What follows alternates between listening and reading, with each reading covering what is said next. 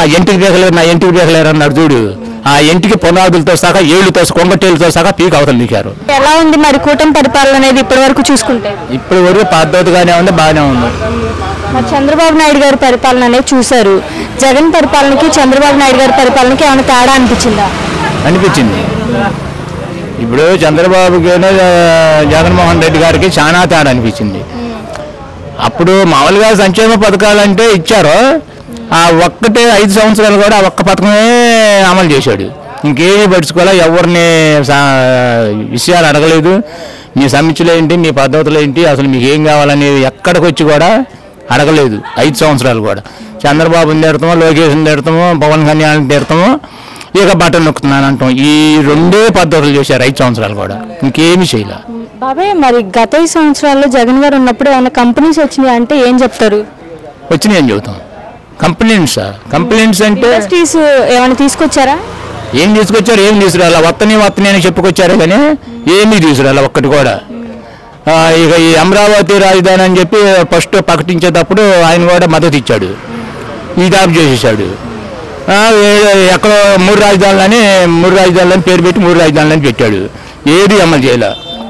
3 రాజధానులు ఒక్కటి కూడా క్యారిటీ లేకుండా చేశాడు 5 సంవత్సరాలు కూడా, ఏది చేయలే. మరి కట్టారు ఇంక ప్రజలు నమ్మాలంటే ఏమి నమ్ముతారు? అందుకని 151 సీట్ని 11 సీట్లకి కుదించారు. మరి ఈ ప్రభుత్వంలో చూసుకుంటే మరి ఇచ్చిన హామీలన్నీ నెరవేరుస్తున్నారా లేదా అంటే ఏం చెప్తారు? ఇప్పటి వరకు చాలా పథకాలు నెరవేర్చారు, కాకపోతే కొద్దిగా బడ్జెట్ లాస్లో ఉంది కాబట్టి నిదానంగా చేస్తాము, అన్నీ అమలు చేస్తామని చెప్పుకొస్తున్నారు. కానీ 5 సంవత్సరాల్లో మరి అన్ని పథకాలు అన్నీ కరెక్ట్గా చేశారనుకో ఇంకా ఎదురు ఉండదు. లేదు కొన్ని చేసి కొన్ని చేయలేదు అనుకో అప్పుడు వ్యతిరేకం వచ్చింది వీళ్ళకైనా సరే, ఏ ప్రభుత్వం అయినా. అది అసలు ఈ ప్రభుత్వంలో ఇచ్చిన హామీలు ఏ ఒక్కటి నెరవేర్చట్లేదు, మొత్తం గాల్లో వదిలేశారని చెప్పి అంటున్నారు అపోజిషన్ వాళ్ళు అంటారు. వాళ్ళకి అదే పని, వాళ్ళకి ఏది నెరవేర్చలేదు, ఏది చేయలేదు. అది ఒక నీచమైన ప్రభుత్వం, అందరిని అరెస్టులు చేస్తాం, జైల్లో పెడతాం, కక్ష సాధింపులు అని అంటమే కానీ ఇంకా వాళ్ళకి ఏదీ లేదు. ఇంకా అదే పద్ధతిలో ఉండాలి ఇప్పుడు కూడా. రోజా అంటుంది కదా చంద్రబాబు నాయుడు గారి పరిపాలన వేస్ట్ పరిపాలన, తప్పుడు హామీలు ఇచ్చి ప్రజలందరినీ మోసం చేస్తున్నాడు అని అంటుంది కదా. ఆ హామీలు ఇచ్చింది ఏం చేసిందంట? అసలు వాళ్ళ ఏరియాలో ఏరియాలో ఏమన్నా ఒక్క పద్ధతి ఒక్కటి చేసిందా? మరి ఆమె ఎందుకు ఓడిపోయింది? ఆమె శుభ్రంగా చేస్తే ఆమె పోటీ చేసిన కాడే ఎందుకు ఓడిపోయింది? ఆమె పోయినసారి గెలిచింది, మరి గెలిచినప్పుడు వాళ్ళ ఏరియాలో చేసింది అనుకో ఎమ్మెల్యేగా చేసినట్టు మరి ఆమెను గెలిపించేవాళ్ళకి తడవైన ఆమె ఏమీ చేయలే. ఆమె బూతుల పంచాంగంతో విమర్శించడం తప్పితే రెండో చేయలే, అందుకని ఆమెనే కాకుండా చేశారు. బాబాయ్ మరి ఈ కూటమి ప్రభుత్వంలో చూసుకుంటే మరి తల్లికి వందన ఇంట్లో ఎంతమంది పిల్లలు ఉంటే అంతమంది పిల్లలకే వేశారు. అలాగే మత్స్యకారులు భరోసా కానివ్వండి, మరి పింఛన్ 4000 కానివ్వండి, మొన్న 2వ తారీఖు అన్నదాత సుఖీభావ 7000 వేయడం కానివ్వండి, ఇవన్నీ చేసినా కూడా ఇంకా ఈ ప్రభుత్వం ఏమీ చేయట్లేదు అని చెప్పి విమర్శిస్తున్నారు కదా. అట్లా విమర్శిస్తే ఇంకా వాళ్ళ పని నేను చెబుతున్నాను కదా. ఇక విమర్శించడం తప్పితే రెండోది లేదు, అన్నీ చేసుకొస్తున్నారు. ఏది చేయట్లేదని చెప్పటం తప్పితే సరే పలానా సారి చేయలేదని చెప్పి ఒకసారి మీడియా పెట్టి మీరు ఇది పెట్టి మాట్లాడండి. ఎక్కడైనా సరే మీడియా ఒక్కసారన్నా వాళ్ళు ప్రజల దగ్గరికి వచ్చి మాట్లాడి ఇది చేయలేదు అని చెప్పారు ఇంతవరకు ఎక్కడా చెప్పలే. ఇక ఆ రేట్ల దగ్గర మామిడికాయలు ఒకటి దొక్కిచ్చాడు, ఇక అంతకంటే ఏమి లేదు. మన ఏదో పరామర్శించడానికి పోతున్నానని చెప్పి ఇక్కడ సత్తెనపల్లి ఏరియాలో మనుషులను పంపించాడు, ఇక అంతకంటే ఏమి చేయలే. ఎవరి దగ్గర పోయి పరామర్శించాడు? ఓదార్పు యాత్ర అన్నాడు, ఓదార్పు ఎవరి దగ్గర పోయి మాట్లాడాడు? వాళ్ళకి ఏమైనా న్యాయం చేశాడా? వాళ్ళకి ఏమైనా ప్రకటించాడా? వాళ్ళు చచ్చిపోయిన వాళ్ళకి ఏమన్నా ఇదిగో ఇన్ని లక్షలు ఇస్తున్నాను నేను మీకు మంచి చేస్తాను అని ఏమైనా హామీ ఇచ్చాడా? ఏమైనా చేశాడా? మరి ఇంకా అట్టేటప్పుడు ఎట్లా నమ్ముతారు వాళ్ళని? మాటలు ఏం చెప్తారు కూటమి ప్రభుత్వం గురించి? దీన్ని ఈ ప్రభుత్వాన్ని కొట్టింది లేదు. ఇక ఆయన ఏదైనా ఇంటికి బేగలేరు అన్నాడు చూడు. ఆ ఇంటికి పునాదులతో సహా ఏళ్ళుతో కొంగటేళ్ళతో సహా పీక్ అవతలు దిగారు, ఇంక ఎగురు పెడతానికి కూడా లేదు. ఇక రప్పరప్ప ఆడిస్తా అంటున్నాడు, 30 ఏళ్ళు మాదే పరిపాలన, నెక్స్ట్ వచ్చే 30 ఏళ్ళు అంటున్నాడుగా. ఇక ఇవన్నీ నోటి మాటలు నేను మాట్లాడతా 24 ఏంటి రప్పరప్ప ఆడుతానంటాను, పీకలు కొత్తానంటాను, ఇంటికి బేగలేరు అంటాను, అన్నీ చేస్తాను. చేసిన ఉపయోగం ఏముంది? ఆ మాటలతోటి దోచుకున్నారు ఒక 2000 మందికో 1000 మందికో డబ్బులు ఇస్తున్నారు, తాగుతున్నారు, రోడ్ల మీదకి వచ్చి గందరగోళం చేస్తున్నారు. ఇక అంతకంటే ఏమీ లేదు ఇక వాళ్ళు చేసేది. ఇన్ని సీట్లు ఇవ్వడం జరిగింది. చంద్రబాబు నాయుడు గారు రెడ్ బుక్ రాజ్యాంగం నడిపిస్తున్నారు, రెడ్ బుక్ పరిపాలన చేస్తున్నారు అని చెప్పి మరి గత ప్రభుత్వం వాళ్ళు అంటున్నారు కదా. రెడ్డి వాళ్లకు భయం పుట్టడానికి అలా అన్నారే కానీ ఎక్కడే కానీ ఆ పరిపాలన చంద్రబాబు నాయుడు దృష్టిలో రాదు, చెయ్యడు కూడా. ఆయన ఎప్పుడు ప్రజల మనిషి. ఆయన కాల ఎప్పుడు రెడ్ బుక్ ఉండదు, ఏ బుక్ ఉండదు. ఆయన ఉదయం లేచిన నుంచి ఆయన ప్రజల క్షేమం కోరుకునే వ్యక్తి ఆయన.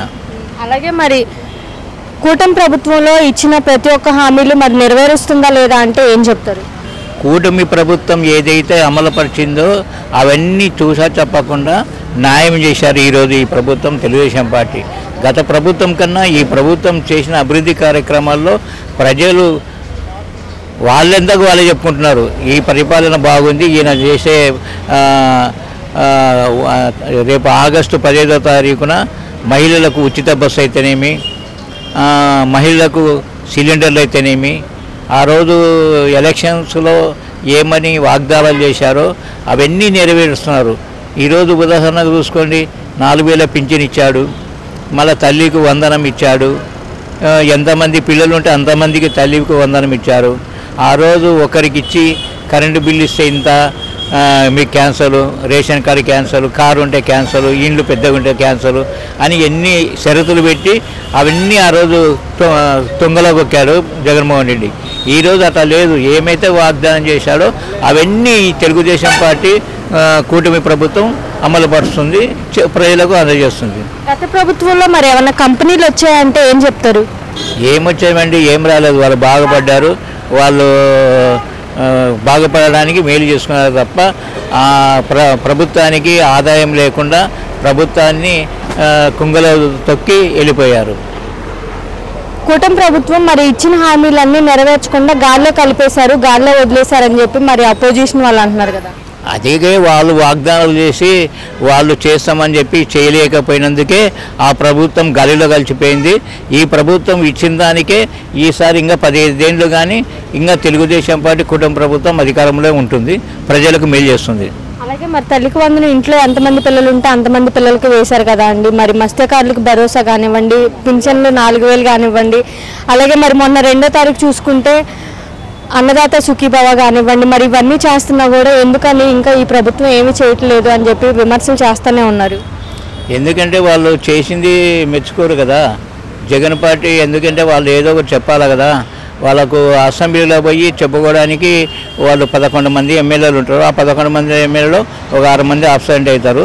అలా చెప్పడానికి అధికారం లేదు కాబట్టి ఎక్కడోనో చెట్ల కిందనో ఆడనో వాళ్ళు ఏదో ఒకటి పేపర్లో రావాలా, ఈ ప్రభుత్వాన్ని ఏదో వేలు పెట్టి చూపించాలనే ఉద్దేశంతో ఇస్తున్నారో తప్ప వాళ్ళకు కూడా తెలుసు ఈ తెలుగుదేశం పార్టీ ప్రభుత్వం కూటమి ప్రభుత్వం బాగా చేస్తుంది కాబట్టి వీళ్ళ ముందు చేయాలంటే మనం ఏదో ఒకటి అనాలన్నట్టుగా వాళ్ళు ప్రవర్తిస్తున్నారు, అంతే తప్ప ఏం లేదు.